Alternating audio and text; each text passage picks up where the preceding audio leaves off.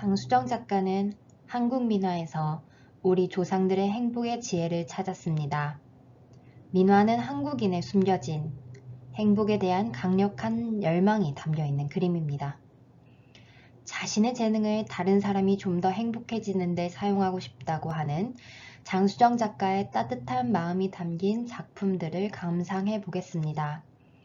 현대인들이 이 그림들을 통해 자신이 원하는 행복에 좀 더 열정적이기를 바라고 그 소망들이 현실화되는 꿈의 기운들이 강화되길 바라는 장수정 작가의 작품입니다. 걱정할 것이 하나도 없지매 장수정 작가의 작품입니다. 삼흥도를 재해석한 작품이며 작품에 그려진 새는 한국에만 있는 환상의 동물입니다. 머리가 셋, 다리가 하나인 이 새는 삼두매라고 부릅니다. 9년마다 정월이 되면 이 삼두매가 그려진 부적을 기둥에 붙이는 풍습이 우리나라에 있었습니다. 3개의 머리와 발톱이 날카로운 1개의 다리를 갖고 있다고 하여 삼두일각조, 삼두일조경으로도 불립니다. 조선시대의 이 새 그림을 출입문 기둥이나 벽에 붙여두면 삼재를 피할 수 있다고 우리나라 사람들은 믿었습니다. 삼재란 9년마다 한 번씩 찾아오는 물, 불, 바람으로 오는 피해 또는 도병재, 진력재, 기근재 같은 재난입니다. 최근의 삼재란 아무래도 스트레스를 감당하기 힘들 정도로 큰 일들을 말하겠지요. 걱정할 거리가 하나도 없어지라는 의미를 담은 작품입니다. 애니어그램 전문 강사인 장수정 작가는 이 삼재부를 재해석한 걱정할 것이 하나도 없지매 라는 작품을 걱정거리가 굉장히 내외적으로 많은 6번 유형에게 추천하고 있는 민화 작품입니다. 봉황 부부의 일상, 낮과 밤, 장수정 작가의 작품입니다. 봉황도를 재해석한 작품으로서 사랑이 넘치는 봉황 부부의 일상을 담은 그림입니다. 청와대 문장이기도 한 봉황은 보통은 봉황이라는 새가 있는 것으로 아시는데요. 실제로는 봉은 수컷, 황은 암컷입니다. 봉황은 아름다움, 선함과 온화함, 번영, 평화, 태양, 풍요, 왕을 상징합니다. 봉황 부부가 오동나무 아래서 사랑을 나누고 있고요.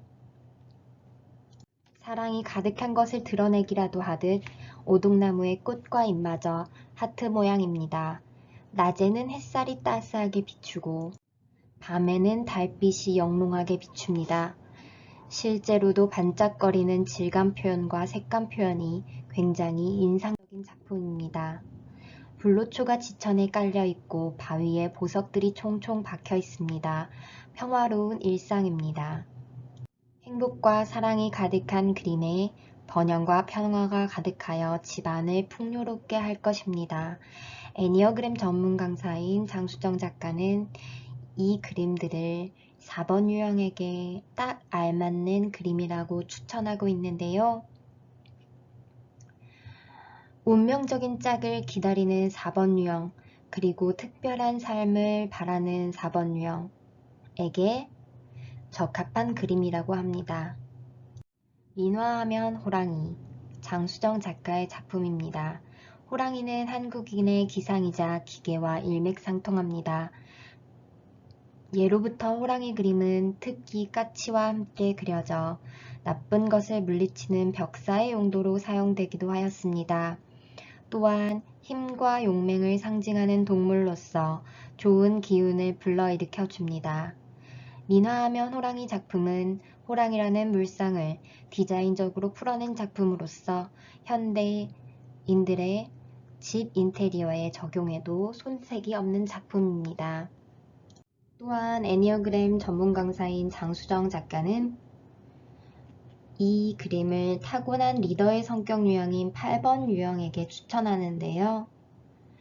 힘과 영향력의 확대에 대해서 굉장히 많은 고민을 하고 그리고 그렇게 되기를 원하는 강한 힘을 가지기를 원하는 8번 유형에게 적합한 그림이라고 합니다. 민화하면 호랑이 작품은 다른 장수정 작가의 작품들과 마찬가지로 실제로 볼 때 보이는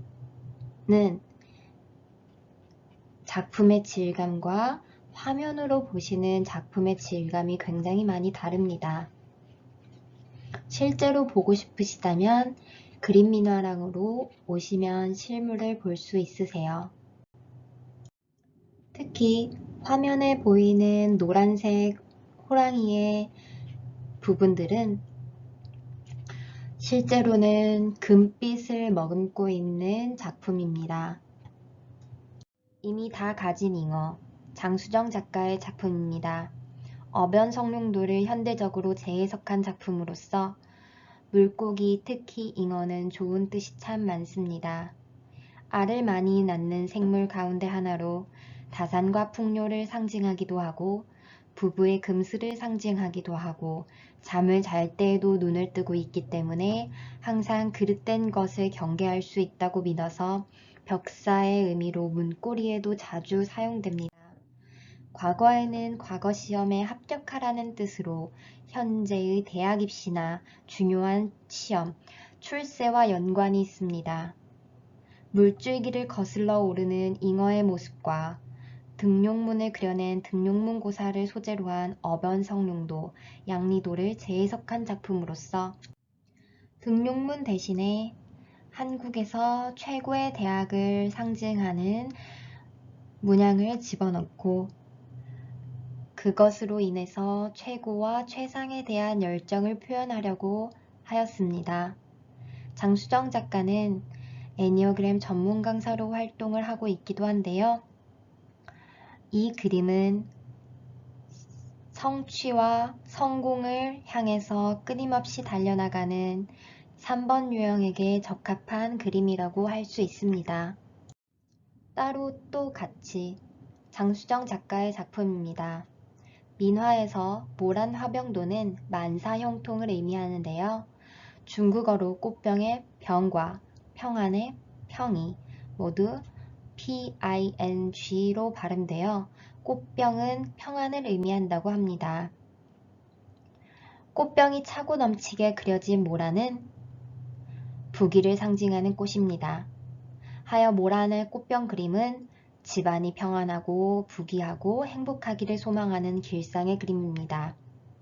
평화로움이 지속되는 그림이며 이런 좋은 뜻의 소재에 장수정 작가는 따로 또 같이라는 작품 제목을 붙였습니다. 가정의 화합을 통해 전체로서 빛나는 모습은 모란과 화병이 조화롭게 완성된 그림, 안정을 의미하며 물상들이 다 떨어져서 따로 빛나는 모습은 어느 것 하나 중요하지 않은 것은 없고 주인공이 아닌 사람은 없다는 뜻을 표현했다고 합니다. 애니어그램 전문 강사인 장수정 작가는 이 그림을 남들을 돕는데 열정적이느라 주인공이 되지 못하고 항상 뒷전에 있을 수 있는 2번 유형을 위해서 그린 그림입니다. 함께 조화롭게 있는 것도 굉장히 중요하지만 나 자신의 인생 그리고 내 인생의 주인공은 나라는 사실을 2번 유형이 꼭 알고 그리고 다른 사람들도 2번 유형을 좀 존중했으면 하는 마음으로 그려진 그림입니다.